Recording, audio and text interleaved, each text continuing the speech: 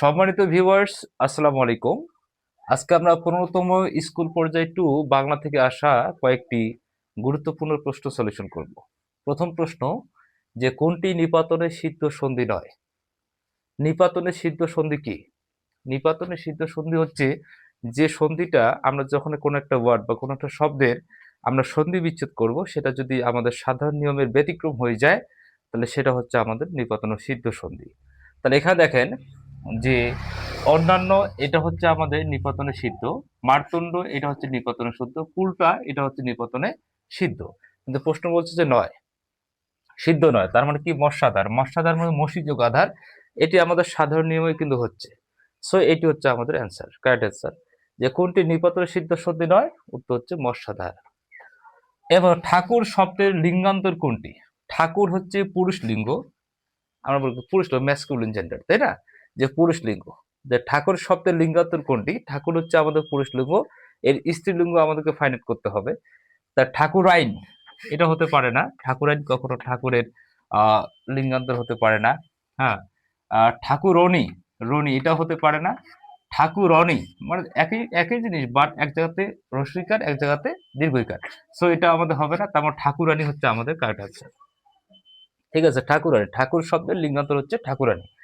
আরেকটা বিষয় খেয়াল রাখবেন, যে ঠাকুরুন যদি থাকে, ঠাকুরুন, ঠাকুরুন যদি থাকে, এটুকু কিন্তু ঠাকুর শব্দের বিপরীত শব্দ।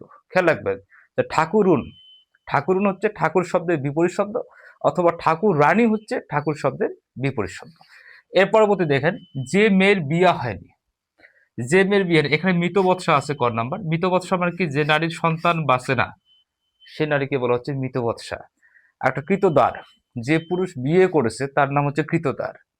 আর অনুজা শব্দের আমরা যদি বাক এক্সপেন্ডেড করি, সেটা হচ্ছে কি? কনিষ্ঠ ভাগ্নে, অনুজা। আর অনুরা হচ্ছে কি? যে মেয়ের বিয়ে হয়। তার মানে মৃতবৎসা হচ্ছে না, কৃতদার হচ্ছে না, অনুজা হচ্ছে না, কারেক্ট আনসার হচ্ছে অনুরা।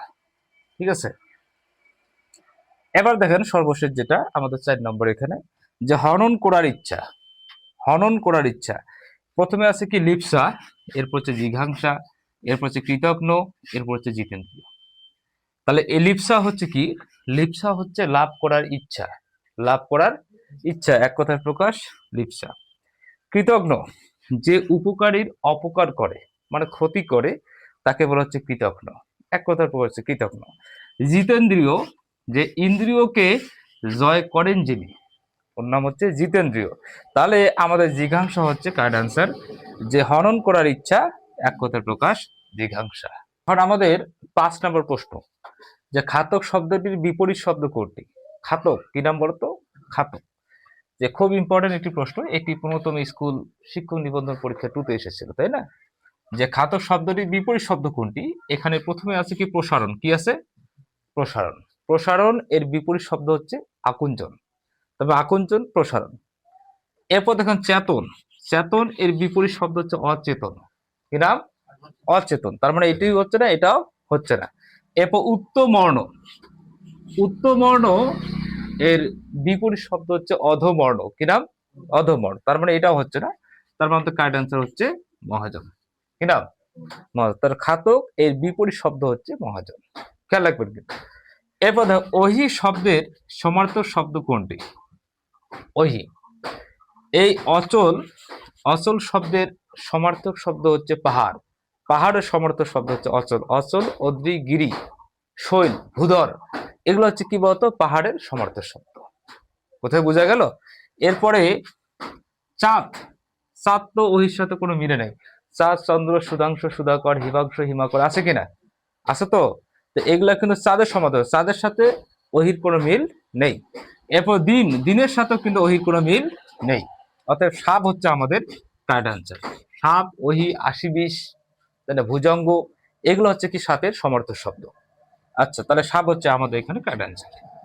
এরপর কোনটি চাঁদের সমার্থক শব্দ? এর আগে আমি বলছি যে হিমাংশু। এরাম, এই হিমাংশু হচ্ছে চাঁদের সমার্থক। তাছাড়া সবিতা হচ্ছে সূর্যের সমার্থক শব্দ। আমরা জানি যে সূর্যের সমার্থক শব্দ কি? রবি, ভানু, অরুণ, প্রভা, দিননাথ, মিহির, আফতাব, ভাস্কর, দীনেশ, আদিত্য, মার্তণ্ড, সবিতা।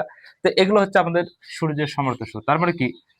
সবিতা কখনো হতে পারে না চিকুর, চিকুর শব্দের অর্থ হচ্ছে চুল, চুলের সাথে চাঁদের মিল নেই, তাই না?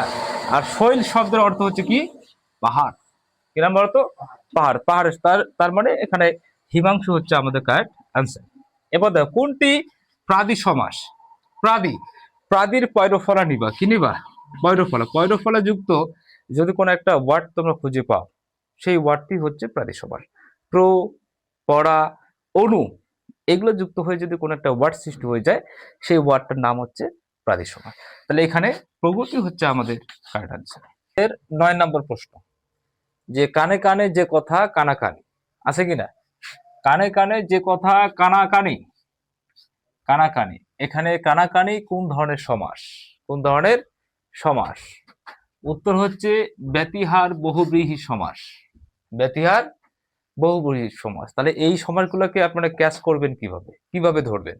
দেখো, যদি পূর্বপদ এবং পরপদ একই বিশেষ্য হয়, কিরকম?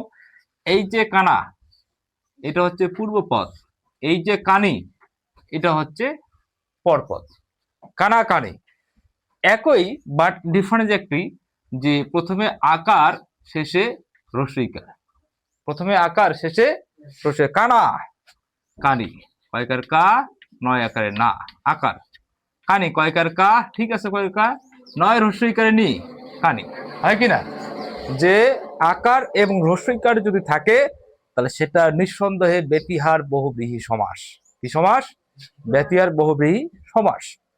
এরপর দেখেন, বিভক্তিযুক্ত শব্দকে কি বলে? মোস্ট ইম্পর্টেন্ট একটি কথা, বিভক্তিযুক্ত শব্দ। একটা হচ্ছে বিভক্তিহীন নাম শব্দ। ভাগে দেখো, বিভক্তিযুক্ত শব্দকে বলা হচ্ছে পদ। এটা 80% স্টুডেন্ট কিন্তু ভুল রেজাল্ট দেয়। ওরা সবসময় লাগে দেয় কি? প্রাতিপদিক। কি লাগে দেয়? কিন্তু বিভক্তিহীন নাম শব্দের নাম হচ্ছে প্রাতিপদিক। কোথায় বুঝা গেল? বিভক্তিহীন নাম শব্দের নাম হচ্ছে প্রাতিপদিক, আর বিভক্তিযুক্ত শব্দের নাম হচ্ছে পদ। খেয়াল রাখতে হবে কিন্তু, কোথায় বোঝা গেল? তাহলে অবশ্যই সেটি হচ্ছে আমাদের পদ, বিভক্তিযুক্ত। বিভক্তিযুক্ত, যেমন লাঙ্গল, লাঙ্গল, আছে কিনা? লাঙ্গলটা হচ্ছে আমাদের বিভক্তিহীন। এর সাথে কি একার আছে? একার আছে? লাঙ্গলে, লাঙ্গল দিয়ে, লাঙ্গল দ্বারা, দ্বারা দিয়ে, কর্তৃক, এরকম কিছু আছে? কোনো বিভক্তি কিন্তু এখানে যুক্ত নেই।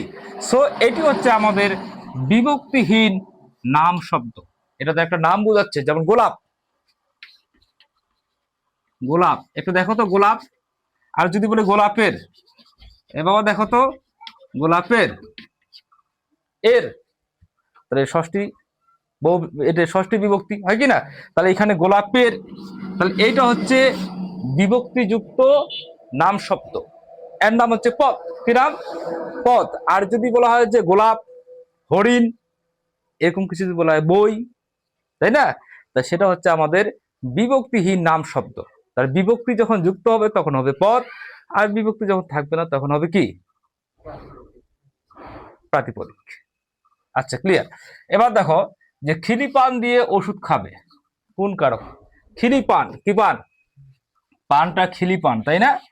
আচ্ছা, খিলি পান দিয়ে ওষুধ খাবে। আচ্ছা, খিলি পানের ভিতরে তো ওষুধটা রাখা হবে, তারপর তো সে খাবে না? পানের উপরে তো ওষুধটা দিবে, দিলে তো পড়ে যাবে, নাকি? পড়ে যাবে না? আচ্ছা, এই যে পানের ভিতরে থাকবে, যদি কোনো কিছুর ভিতরে থাকে, ব্যাগের ভিতরে বই, ব্যাগের ভিতরে কি? বই, তাহলে ব্যাগটার নাম হচ্ছে অধিকরণ কারক। এরাম যদি কোনো কিছুর ভিতরে অবস্থান করে, যেমন পুকুরে মাছ আছে, পুকুরের ভিতরে তো মাছ আছে, তাই না? তো পুকুরটা হচ্ছে অধিকরণ কারক, তাই না? আখে রস আছে, আখে, তাহলে আখের ভিতরে তো রস আছে, তাই না? তা আখটা হচ্ছে অধিকরণ কারক। মেঘে জল আছে, মেঘটা হচ্ছে অধিকরণ কারক।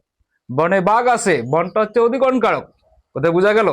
যার ভিতরে কোনো কিছু থাকে, ওই যার ভিতরে, ওই যারটার নাম হচ্ছে অধিকরণ। কি নাম? অধিকরণ। তাহলে খিরি পান দিয়ে ওষুধ খাবে, তাহলে খিরি পানের ভিতরে ওষুধ ঢোকাবে, তারপরে ওই ব্যক্তি খাবে, এটার নাম হচ্ছে অধিকরণ কারক। কোথায় বোঝা গেল? অনেকে কিন্তু ভুল করে, অনেকে ভুল করে। কিরকম?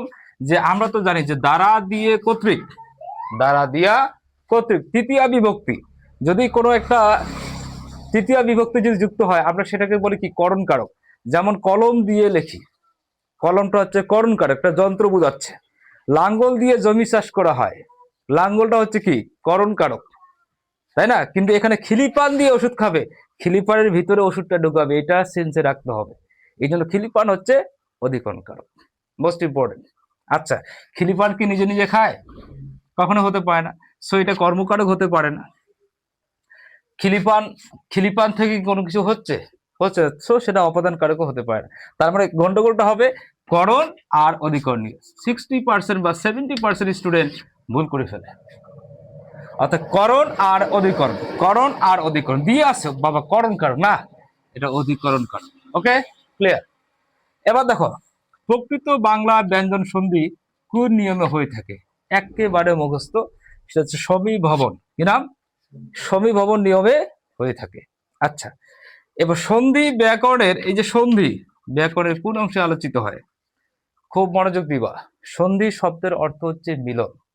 আবার আমরা জানি যে সমাস শব্দের অর্থ হচ্ছে মিলন। সমাসে কিসের মিল হয়? সমাসে মিল হয় পদের, আর সন্ধিতে মিল হয় ধ্বনির। কিসে বলতো? ধ্বনির। যেহেতু সন্ধিতে ধ্বনি বিষয়ক আলোচনা করা হয়, ধ্বনির মিলন সম্পর্কিত আলোচনা করা হয়, সো সন্ধি হচ্ছে ব্যাকরণের ধ্বনি তত্ত্বে আলোচিত হয়। কোথায়? ধ্বনি তত্ত্বে আলোচিত হয়। এটি হচ্ছে আমাদের কারেক্ট অ্যান্সার। সম্মানিত ভিউয়ার্স, এই হচ্ছে আজকে আমাদের 15তম স্কুল পর্যায়ে 2-তে আসা গুরুত্বপূর্ণ কয়েকটি বাংলা এমসিকিউ সলিউশন। যদি ভিডিওটি আপনাদের সামান্যতম উপকারে আসে, তাহলে অবশ্যই ফেসবুক পেজটি ফলো দিবেন অথবা ইউটিউব চ্যানেলটি সাবস্ক্রাইব করবেন।